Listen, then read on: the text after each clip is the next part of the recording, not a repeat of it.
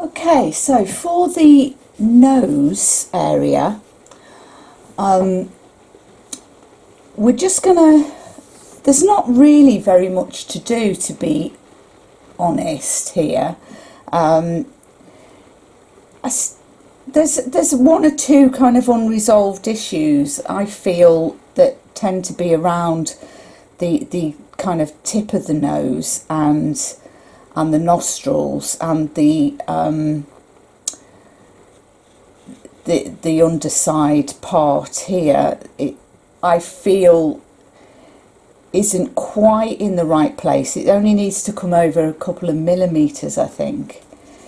But there's a kind of, it's more kind of unresolved in this area, which also could sort of influence the position of the mouth as well, but we'll sort that out too. There's a few things we can do there. Again, it's kind of minimal touch really at this stage. We're not really kind of, we've modelled all the features as far as we can do, so it's pretty much all that. It's just, we're just into the kind of tweaking of it now before we get into the glazing, the very, very final stage. So this is all the kind of refining and pulling together part. Okay, so as with yesterday, I'm going to start with my number 2 filbert brush, my sable filbert brush, just to show you that there as well. Okay, it's a little sort of cat's tongue one. It's quite a nice one for just kind of, you can still get quite nice blunt marks with it, but it's small enough to kind of blend, really be able to blend areas really easily. So just to recap on yesterday, we've got our terps, our linseed and our liquin, and the palette is pretty much as it was. So I'm just going to go in, we've got a little bit of a skin on the paints this morning, but I'm not going to worry too much about that. What I'm going to start with, I think, is, I'll just pick up a bit of this fleshy pigment. So I just really want a bit of the mid-tone,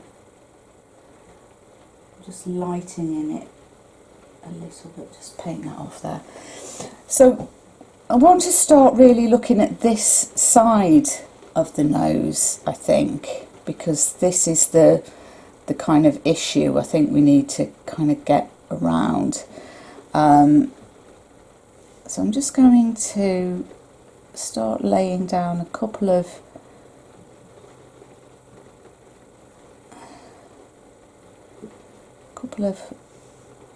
marks there, just to kind of bring the light back into it. I'm going to take that light out onto the cheek area as well, and just kind of knock that really dark part back. And then here I'm just going to continue, I'm just going to paint some light over that existing nostril there, because if you look at the reference picture, that, you know, there's not much in the way of difference in the tone of that part of the cheek and this bit of the nose. So we need to kind of just bring that tone in line on the painting as well. And then we can sort of go in with the fine brush and, you know, you can go in, sorry, I'm having trouble thinking and speaking.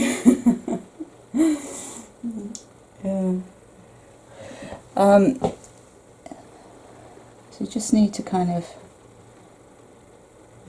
re-look at the play of light there on just this part of the nose, and where the light is kind of strongest, if you like. So I'm just gonna do that. I just want to temper back, because this is, you know, it's hardly any paint on the brush.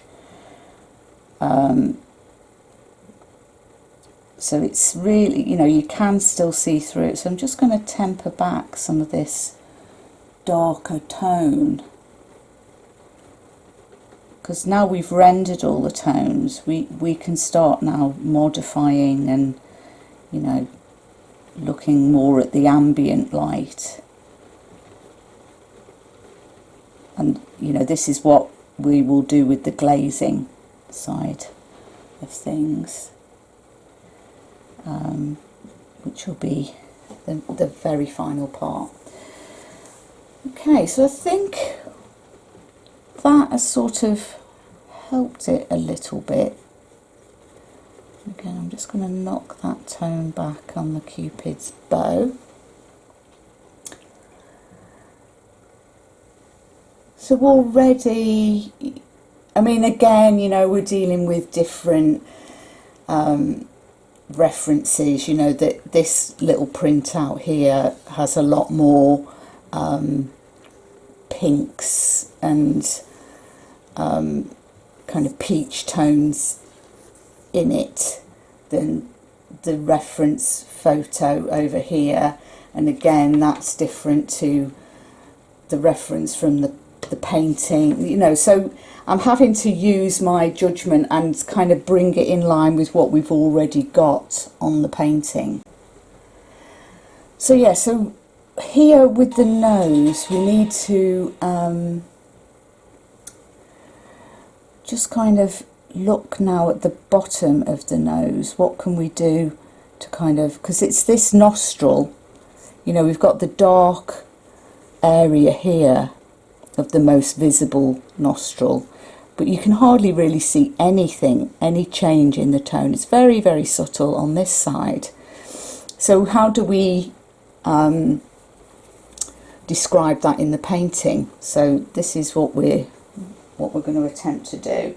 So I'm just going to put my size 2 brush down, and I'm going to pick up my very fine round sable brush number 0, and I'm going to take my mole stick as well and just come into the palette. I'm just going to get a little bit, I'm just going to try and mix up something that, I'm just going to take a little bit of that crimson, a little bit of the umber, just taking a little bit, so I'm just kind of looking for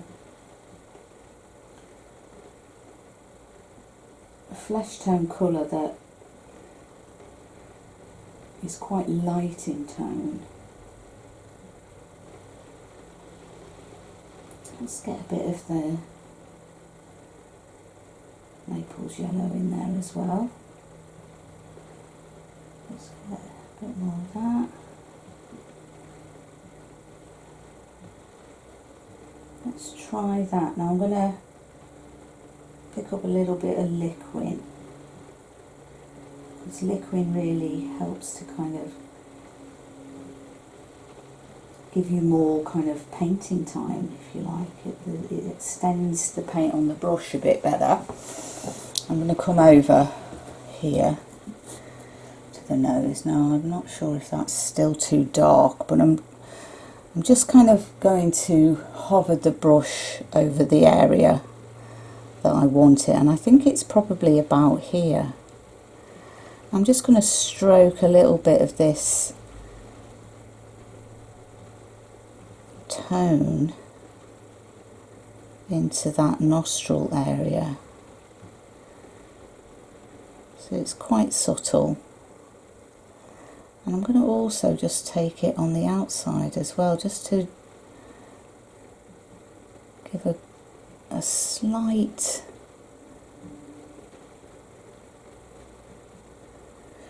clue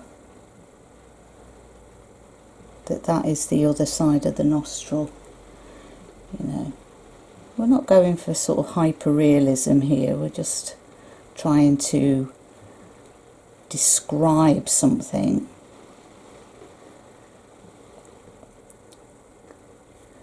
I'm just going to take it a little bit over there as well. Okay, so that's starting to read a little bit better, I think. Let's press on, and I want to sort of add a bit more crimson in, and maybe a little bit of that Prussian blue.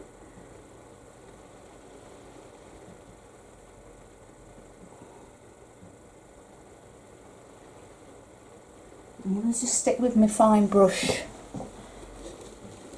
for the minute. I'm just going to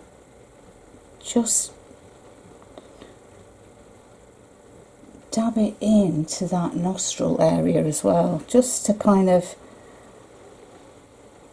deepen the tone a little bit more.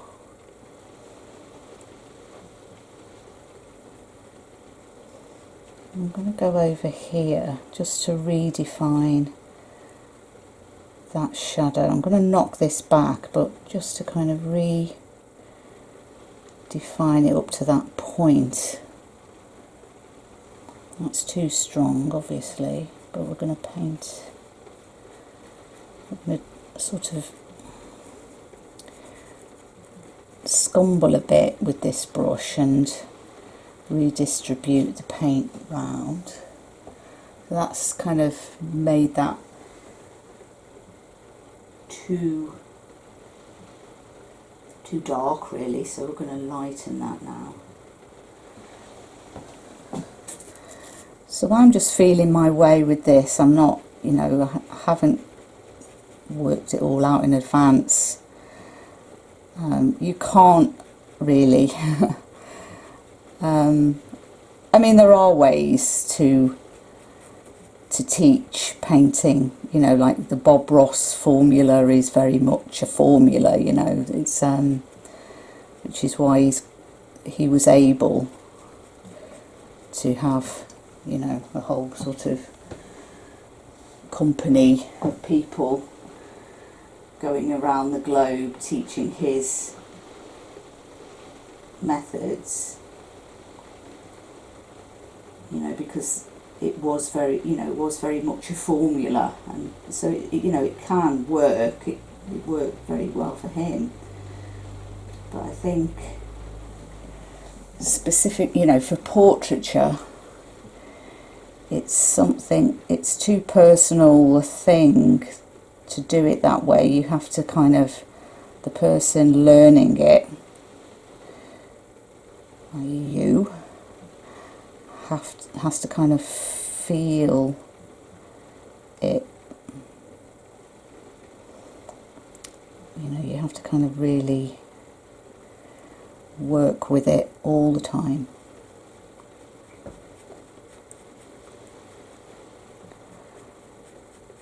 So I'm just really trying to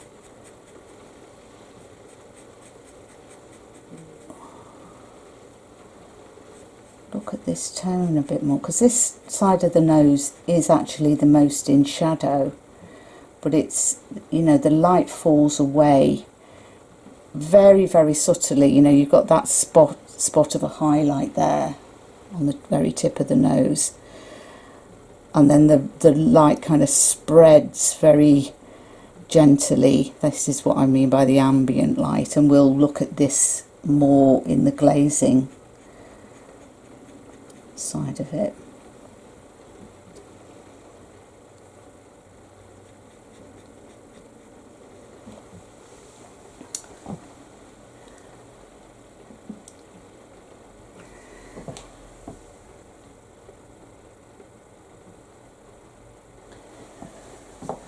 Talking of light, we've got another tricky day for light. It's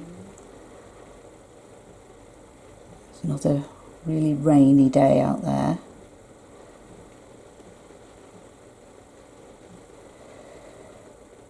And I haven't got the overhead studio lights on because I'm a bit wary of casting too many harsh shadows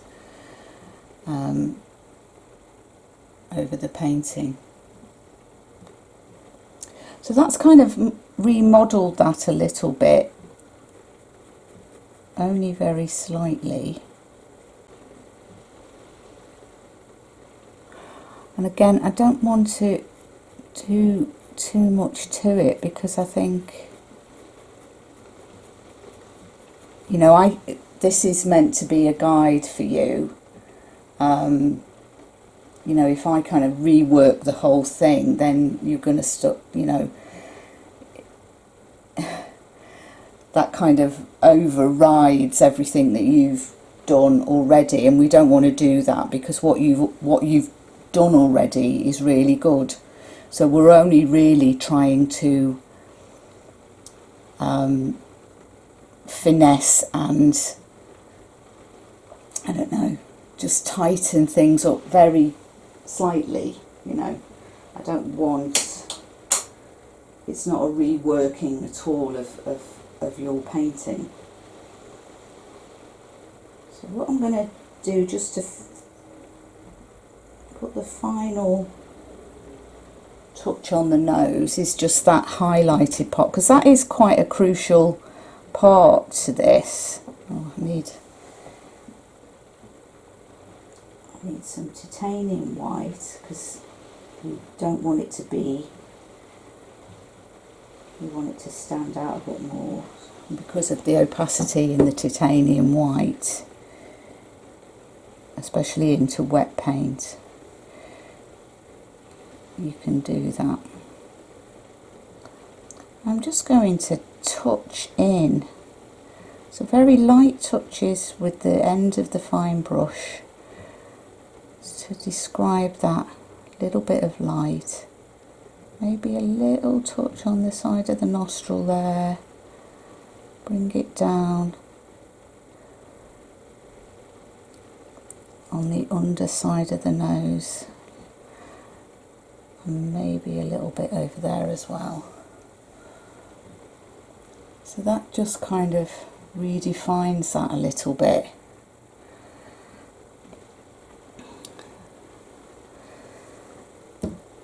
And again, you know, with the glazing, we will look more at, you know, it's just a final look at the play of light. And all I'm doing here is just laying down some very kind of